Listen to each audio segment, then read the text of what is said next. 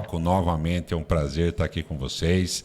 E estamos com Lucas Rodrigues, nutricionista, meu amigo, blogueiro. Não gosto. Vamos lá, tá vindo. É brincadeira.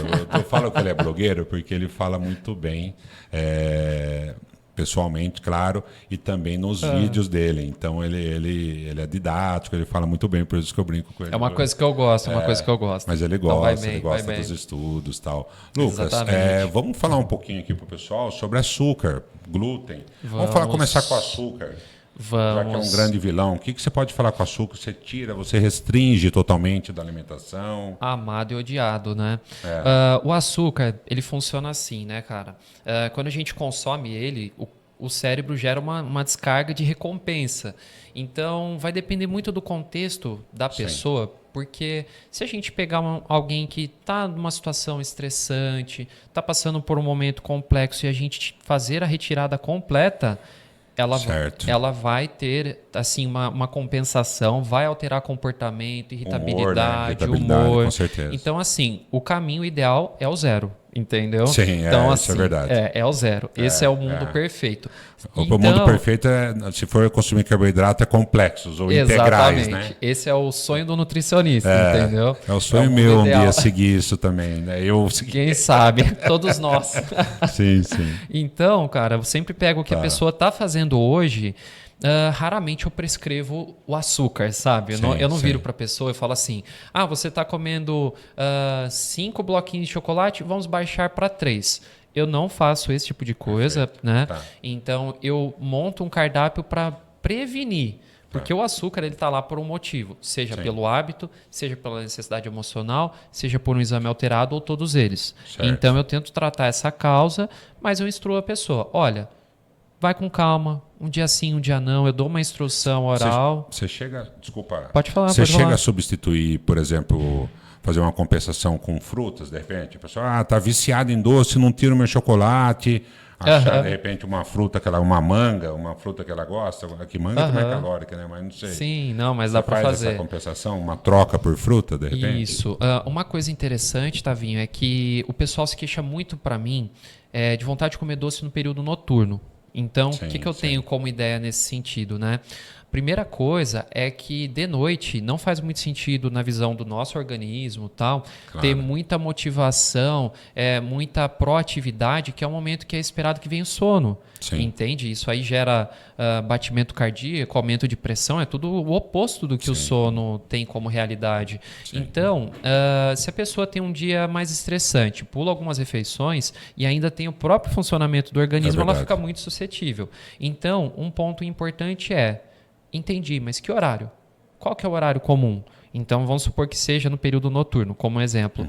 Aí eu tenho que fortalecer à tarde. Aí eu vou lá, coloco um whey com uma fruta, entendeu? Misturo uma proteína, uma fibra. Aí pra gente já programar e evitar isso lá na frente. Eu costumo falar assim, Tavinho, não adianta depois que o carro bater se colocar o cinto. Entendeu? Então a gente tem que controlar a velocidade, tem que ver o caminho, prestar atenção, fazer o máximo possível para não chegar lá. Porque às vezes, se a gente tentar em cima da hora evitar, dependendo como a pessoa tiver, qual que for a característica dela, ela também não tem muito a capacidade de tomar uma decisão boa. Entendeu? Então a sensação de fome e saciedade está muito alterada.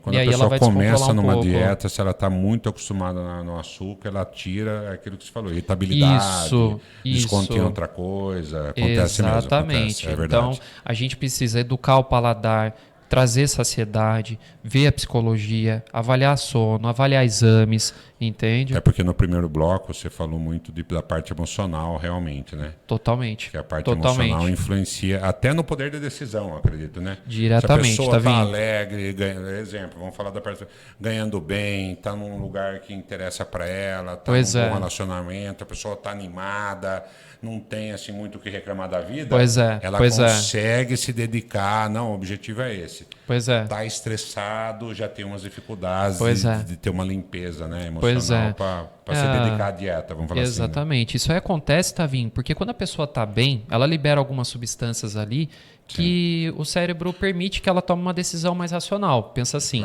vamos supor uma situação de perigo, sei lá, você está andando com um carro, aparece algum obstáculo na frente assim, muito imediato, você vai desviar e voltar, você não vai pensar no que fazer, entende? É verdade. Então é isso que acontece também, cara, quando a pessoa tem uma sobrecarga na rotina, qualquer que seja essa característica, a pessoa vai agir, ela não vai pensar. Entendeu? Então ela ganha reatividade.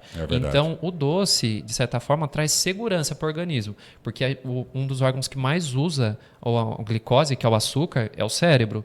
Então é muito importante. Usa quase 40% do consumo diário. Então, assim, não é pouco. Então, comeu açúcar, o cérebro fala, top, volta aí depois. Então, libera a segurança. Então, a gente tem que ver tudo isso aí na rotina, preparar tudo para evitar essas vontades aí. Como a gente acabou de falando de açúcar também, e o glúten. A questão do glúten também. Hoje em dia se fala muito tirar o glúten na dieta. Muita coisa tem glúten hoje em dia, né? Principalmente o pãozinho de cada dia, né? Que é, a gente que é viciado no pão. Eu já fui muito mais, ainda amo o pão, infelizmente. Mas é uma dificuldade da grande maioria tirar. A gente está falando do pão, mas existem outros itens que tem glúten, né? Com certeza. Com certeza. Peraí que eu já deixo você falar sobre o glúten. Mas uma curiosidade, que, por exemplo, a gente falou de aveia há uns minutos atrás. Nos Estados Unidos, né, eu cheguei a ver aveia sem glúten. Não sei se existe isso. Tem pouco de glúten na aveia, é saudável a aveia, mas eu vi aveia sem glúten, aveia enriquecida com beta-glucana. Tinha todas essas diferenças, coisas que é difícil. Legal. A gente, infelizmente, no Brasil não consegue ter todo esse... Mas voltando no glúten, eu só fiz uma observação que eu achei muito interessante, isso que facilitaria uma dieta mais restritiva lá. Pois é. Mas e aqui, o glúten? Você tira, a maioria você pede para eliminar o glúten? Certo. Como é que é? Da aveia é uma coisa muito interessante, né? Porque a aveia ela não é fonte de glúten, é que ela tem uma contaminação cruzada, que a empresa que produz tem o trigo aqui e a aveia aqui. Entendi. E aí tem o mesmo ambiente e gera uma contaminação. Sim. E assim, em questão de saúde, é sempre melhor sobrar do que faltar. Então eles não falam que não tem glúten, porque pode conter uma coisinha ou outra. Quem tem um problema sério já pode ser prejudicado, a empresa corre riscos. Poxa, né? Entendi. Então aqui encontra até aveia sem glúten também, mas o custo é maior, é mais difícil, é mais complicado. Eu achei interessante que eu nunca li numa caixinha. É difícil. Não sabia a questão muito do glúten na aveia, mas Sim. eu vi na caixinha, aveia sem glúten, zero, sabe? Então... Sim, interessante. O glúten, Tavinho, eu não consigo te falar um benefício dele. Sim. A não ser que seja para a questão da textura do pão, do bolo. Sim, Só para isso, mas eu não consigo falar para você, olha, para isso aqui o glúten vai ser bom. E isso realmente não há nada nesse sentido. Então, assim, para certas situações tem que ser zerado. Entendi. Então, por exemplo, tireoide Hashimoto, alguns períodos de síndrome do intestino irritável, várias doenças que têm relação com o intestino já são muito, muito beneficiados com a exclusão do glúten.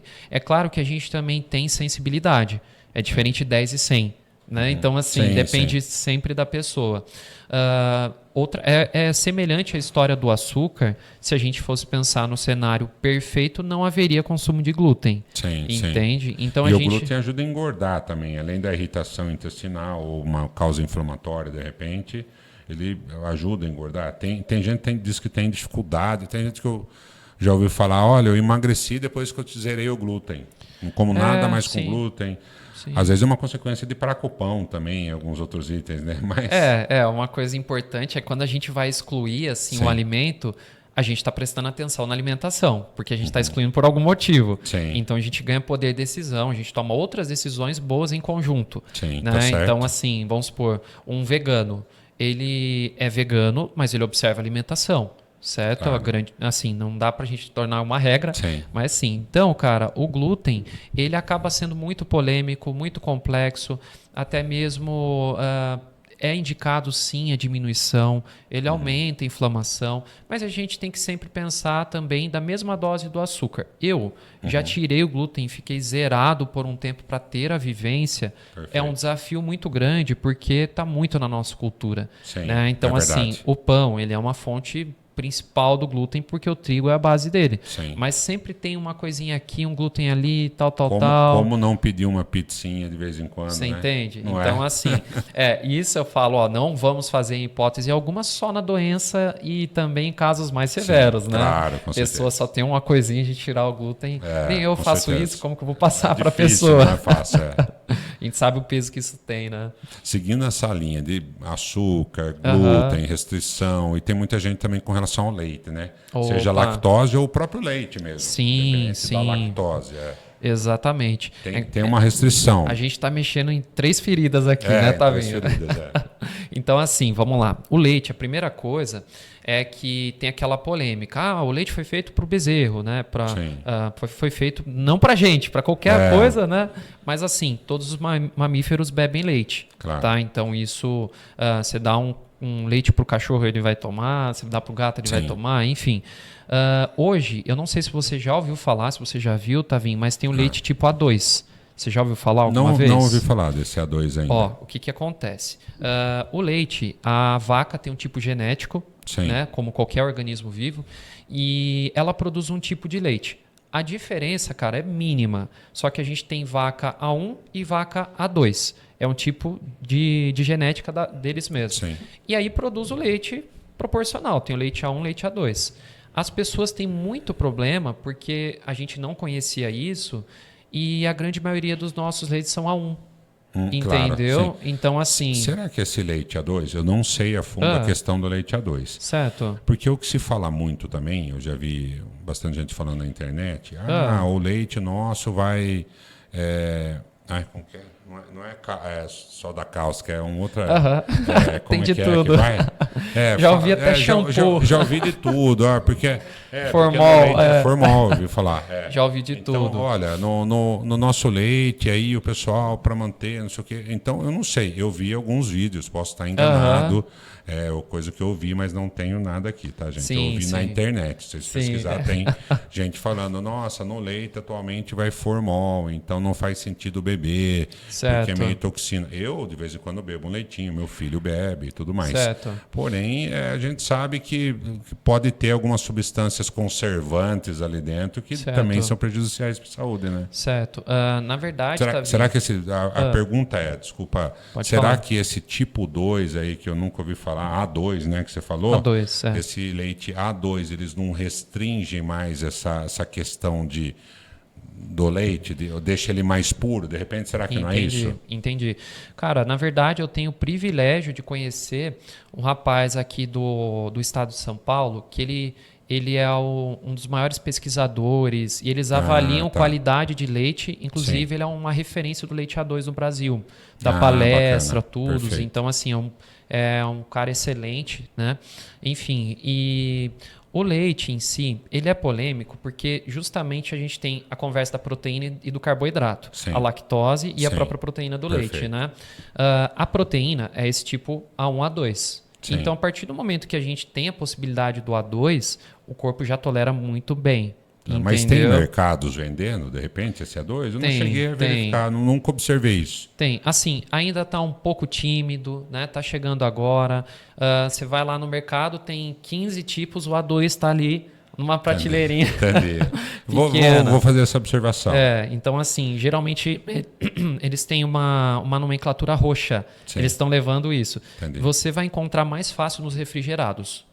Entendeu? Sim. Então, assim, nos refrigerados você encontra... Dentro da geladeira. Isso. Perfeito. Você encontra. Eu vou dar uma olhadinha, assim. Vale para quem está em casa, dá uma pesquisada sobre isso. Para mim é um pouco novidade essa questão do A2. Porque, assim, a gente tem países... Quando você começou a falar, para mim que eu fui falar, mas será que não é alguma coisa, um leite mais puro, tirando a... Certo. Você falou, tem um privilégio. Eu tive um privilégio, eu achei que você ia falar, eu tive um privilégio de conhecer uma vaca A2.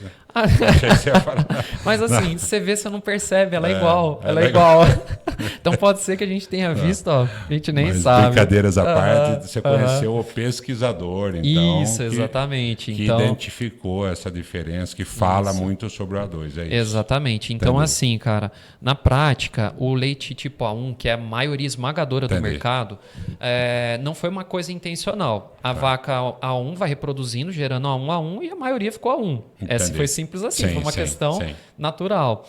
E quando chegou essa possibilidade do A2, ele já não traz aquela resposta alérgica, ele já não traz essas coisas porque o organismo humano tolera bem. Tanto que a gente pega países, vamos supor, muçulmanos, tomam leite de cabra, ele já é A2 por padrão. E não dá os mesmos efeitos do leite de vaca. Será que também a cabra não tem, não sei, não conheço criação de cabra, menos vacinação? Somos dois. Não, é o tipo genético. É o tipo genético. Né? Então, claro, tem vários fatores, é outro animal, né? Outra criação, enfim. É que geralmente a cabra, tudo bem, tem criações hoje para corte, tudo bem. Claro, mas a vaca, né, o boi de corte, na verdade, se falam muito em crescimento rápido, em alimentação mais avançada, né? Sim, mas na prática, cara, as grandes polêmicas do leite vêm pelas reações que ele dava no corpo. Então, o que acontece, né? Vamos lá, eu tomei uma água e passei mal. Eu não sei porquê, mas aí a gente começa a construir. Claro. Essa água, será que coloca? Será que adiciona? Sim. De onde veio? Enfim, a gente vai e vira quase que uma lenda urbana, né? Então, hoje, a gente entende que tem até teste de alergia, né, do leite. Sim. Quando a pessoa tem isso, está atribuído ao A1.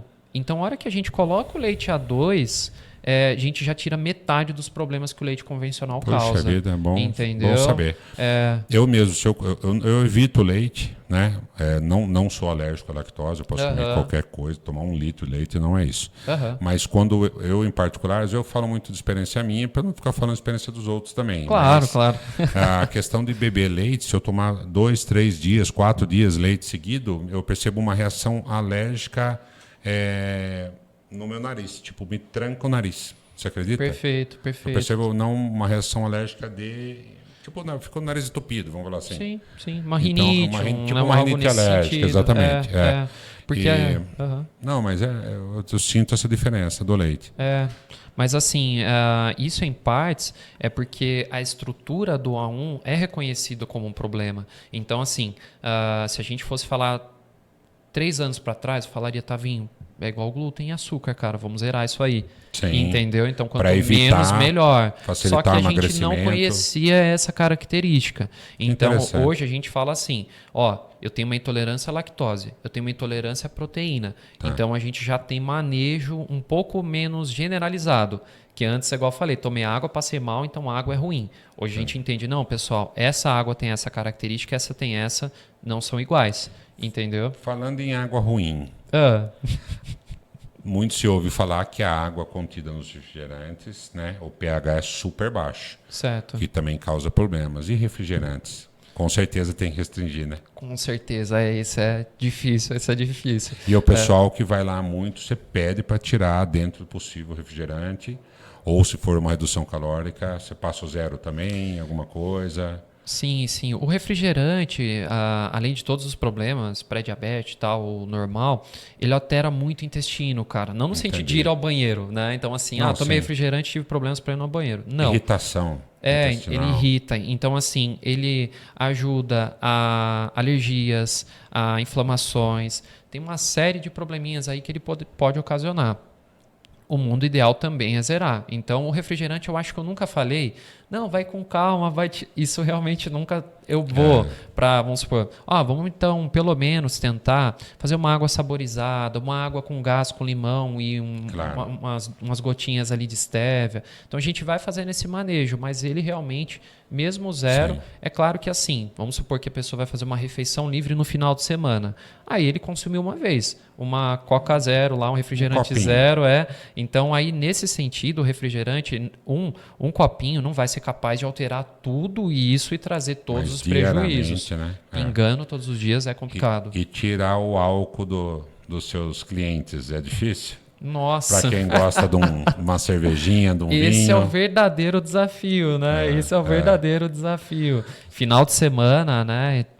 Esse é complicado. E assim, antes a gente entendia, a gente conseguia calcular quanto era possível, era uma conta muito malandra, porque a gente falava assim, você pesa tanto, vamos calcular quanto tem aqui de álcool, dá para consumir até tanto. Claro que não que a gente induzia esse consumo, sim, claro. Mas hoje a gente percebe que o ideal também é zerar, né? Também é zerar, que assim, sempre vai pegar o seguinte, né, Tavinho? Objetivo, saúde e estilo de vida. Então, vamos desenhar aqui um exemplo.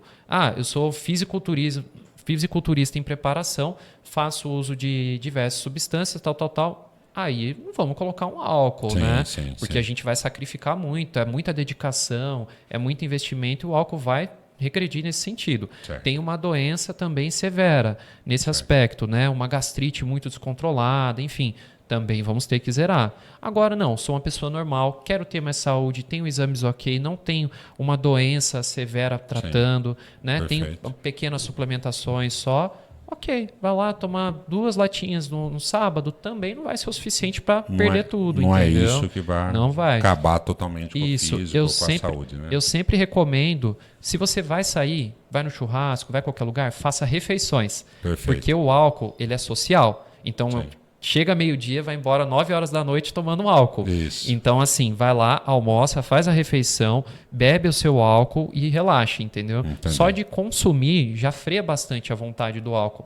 Tem um estudo que mostrou, Tavinho, uma coisa bem interessante, que no churrasco brasileiro as pessoas ficam segurando o copo por hábito, nem pelo conteúdo que está dentro. Entendi. Você entendeu? Sim. Então, assim, se eu chegar e ver você sem o copo, é estranho para mim no churrasco. Então as pessoas se adaptam. Sem um copo Parece para que tá faltando álcool. O que está acontecendo, Tavinho? Então isso, para você ver, nem é tanto só o álcool em si, é uma associação. Porque a pessoa chega no lugar, vê amigos, familiares, escuta o som, prova, e aí o álcool entra como um elemento. Sim, entendeu? Bacana. Mas dá para a gente manipular também.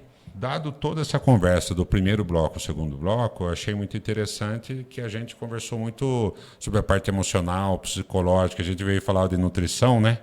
Mas falamos uma boa porcentagem aí sobre essa questão psicológica, seja agora no finalzinho de socialização ou desde a parte emocional para tomar decisões de seguir ou não uma dieta mais rígida, né? Exatamente. Foi interessante. O ser humano é complexo. Deixa eu pôr aqui, põe uma foto do Lucas e também a gente vai falar aqui também. Fala, Lucas, onde você atende, o endereço.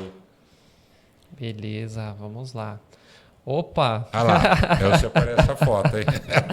Boa. Isso, na verdade, né, Tavinho, por toda essa produção também minha de rede social que a gente estava conversando, claro. Eu quis elaborar um material para as pessoas que não estavam tão próximas, fazendo a consulta propriamente. Então, eu critico muito o uso da balança, porque, vamos lá, você começa a treinar, começa a mudar os hábitos, a gente vai mudar musculatura, claro. A gente vai mudar também a gordura, né? Várias coisas nesse sentido. Então, eu forneço esse curso, é algo extremamente prático, acessível para a pessoa se avaliar em casa com fita métrica. Realmente, eu acabei não tocando nesse assunto até agora, mas a gente viu nas suas redes sociais que você criou um curso para a pessoa ter um entendimento sobre o emagrecimento, é isso? Exatamente. Porque assim, eu acho uma pena muito grande, vamos lá, uma pessoa começa a treinar, então ela estava parada, ela vai para a musculação, e aí provavelmente ela vai, principalmente no início, fortalecer um pouco para o corpo dar conta daquela demanda que é nova, né? Claro, entendi. E aí pode também perder um pouquinho de gordura. Só que a hora que ela sobe na balança, ela só vê o saldo final. Claro, poxa, eu tô me dedicando pra caramba, perdi 300 gramas. Mas ganhou 2 de massa muscular. Ganhou massa muscular, exatamente, né? Então, assim, aí justamente por essa condição, o meu curso ele é muito prático, a pessoa adquire uma fita métrica, é totalmente acessível e se avalia e consegue entender. Principalmente para a mulher, Tavinho, que por conta do ciclo menstrual, a retenção de líquidos fica subindo e descendo. É verdade. Então, o que eu gostaria que eu gostaria que elas dissessem? Olha, meu peso subiu, mas nossa, eu tô com retenção de líquido por conta da medida da minha panturrilha. Elas têm essa compreensão, para não ficar com medo achando que é gordura, mas é momentaneamente uma retenção hídrica. Né? Exatamente, essa é a ideia. Gente, tivemos com o Lucas aqui. Como é que é seu Instagram, Lucas? É Lucas Rodrigues Nutri. Tá, @Lucas Rodrigues Nutri. É isso aí. E tivemos o prazer de ter uma conversa com o Lucas aqui. Para você que não está assistindo o segundo bloco, procure lá assistir o primeiro bloco também. Lucas, mais para frente chamamos você novamente. Confirmado já. Perfeito. Foi um prazer em tê-lo aqui, um bate-papo bacana, bem descontraído, né? E foi muito interessante. Falamos de vários assuntos aqui, do açúcar, que são polêmicas, né? O leite, o açúcar, glúten. E falamos também um pouquinho sobre hábitos alimentares, né? É isso. Bacana. Exatamente. Lucas, muito obrigado por ter vindo aqui com a gente. Eu que agradeço. No podcast. É isso aí, pessoal. Um abraço, viu? Legal.